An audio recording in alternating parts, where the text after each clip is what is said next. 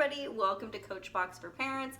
My name is Esther, I am your coach, and I am excited to have you here today because we are going to dive into the 3 red flags teachers see that make them mark your child down for participation, okay? But these are the 3 red flags that they don't usually discuss in detail with you, right? So there's some confusion for parents because they go in to these teacher conferences and they hear the same thing.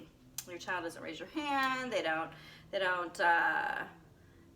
participate in group work, they, avoid answering questions in class, we need to fix this, please fix this for your child, right? And parents get a little bit confused, like, how do I do any of those things and why is it such a big deal? So let's talk about it.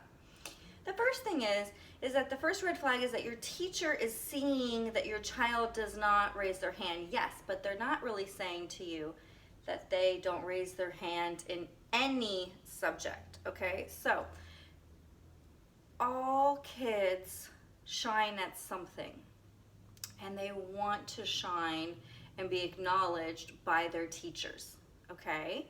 So maybe they're not great at math, maybe they're not great at this, maybe they're not great at that, but there's that one thing that kind of interests them that they do really well, and actually they can talk to you as a parent about at home, like, oh yeah, we did this, it was so cool. But then when they get into school and the teacher asks them, they shut down, okay? And so the teacher's noticing the first red flag is that they don't raise their hand in any subject, even the subjects they excel in, okay?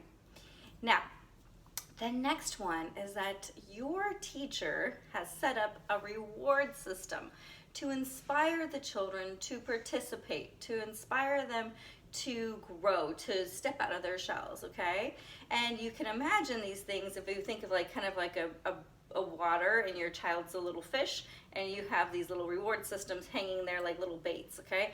One of them might be like pizza day. One of them might be like extra points to go shopping on marketplace day. The other one might be, 10 minutes, you get to stay out 10 minutes later during lunch. There's all these cool reward systems for, scoring higher and doing better. And your child does not take this bait. They don't take the bait, okay? They just kind of swim around them like they notice it. Oh, yeah, that sounds interesting. I'd love that, but I'm not doing it, right? And so the teacher doesn't really discuss this with you because it makes them feel kind of like it reflects negatively upon themselves. Like, I can't think of anything to inspire this child to participate. And I try everything, and the majority of the children this works for, but your child it doesn't. So instead of discussing that with you, they kind of just lay it down as kind of like, you guys need to fix this, right? All right. Then the next one that they don't talk about that is huge for the teacher is that your child will actually sabotage group work and group projects getting out of participating, okay? Or sabotage themselves, self-sabotage, okay?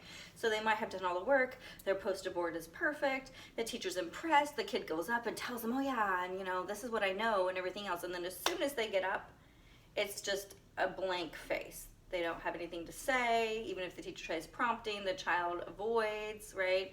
So it's like a self kind of, they shut down.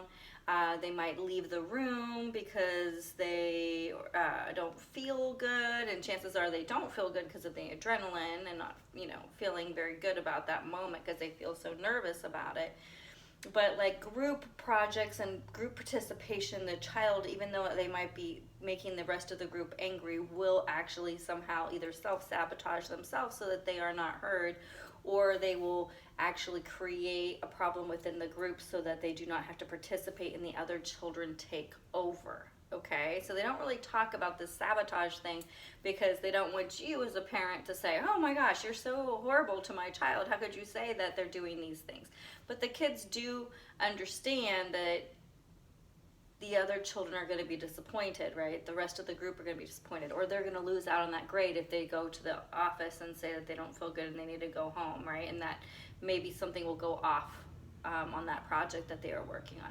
So group projects, they'll either tend to hide behind other people so that they don't participate and get a lower score, and the team might get a lower score because of that. There's lots of things that happen that I technically put under the word sabotage, and not a very negative way, but they sabotage it, okay? Understanding that things are going to go wrong if they don't do X, Y, and Z within the group, okay? And the bonus reason that teachers don't really say is that they're reading your child's body language. And your body language tells people how you feel. So when the teacher calls upon your child trying to prompt them to participate, your child shuts down, okay? Eyes down, no eye contact, maybe even tears up, maybe physically becomes like, looks the teacher like, you are making me, very uncomfortable. The body language tells the teacher everything. Communication is 60% body language.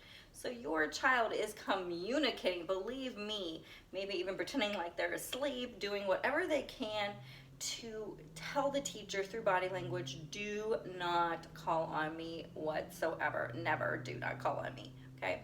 And the teacher's not going to talk about the body language of the child because they feel badly, like, your child looks like I'm causing them pain when I call upon them. They're not going to say that, okay? So that's the bonus reason. That's like, I think, the icing on top of this cake. So now you know the 3 real red flags, maybe even 4 there, 4 real flags that are really the reasons that your teacher is calling you in about your child's participation, okay? And we have wonderful tips and techniques to battle these out and help your child overcome their shyness and their nerves. And we're going to be discussing those in future videos. So please subscribe below and join us. Thank you.